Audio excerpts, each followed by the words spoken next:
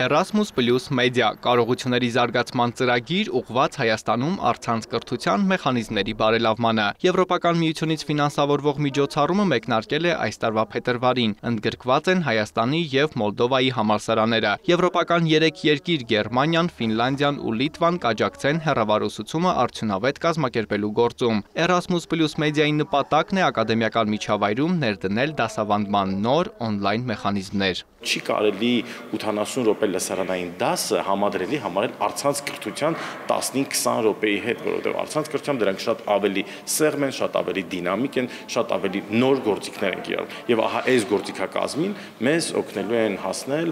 մեր եվրոպացի գործընկերներին։ Արևելյան գործընկերության երկրներին COVID-ը ստիպեց ձևավորել հեռավար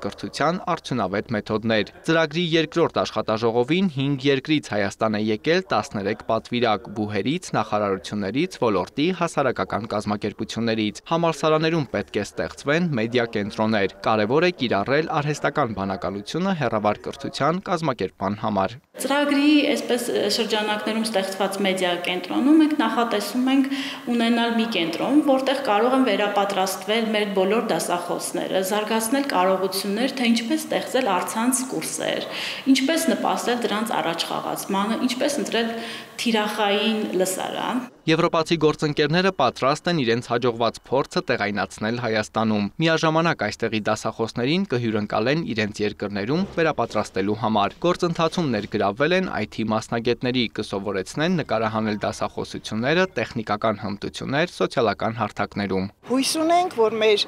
ավարտողները կվերադառնան մեր բնագավառ կատարելագործվելու եւ ավելի լուրջ աշխատանքներ կատարելու։ Մենք բաց ենք բոլորի համար եւ կարող ենք ընդգրկել նաեւ մասնագետներ, ովքեր իրենց լավ առաջարկներով կարող են մեդիա կենտրոնը դարձնել ավելի հզոր։ Քառամյա ծրագրի մասնակիցները վստահ են կայուն եւ երկարաժամկետ գործընկերությունը կնպաստի նաեւ տեխնոկրթությանը։ Հայաստանից այս պահին ծրագրին միացել է 3 բուհ՝ Պոլիտեխնիկը, Բրյուսովի անվան պետական համալսարանը եւ Վանաձորի համալսարանը։ Վահե Դավթյան, Արամ Հարությունյան, լուրեր։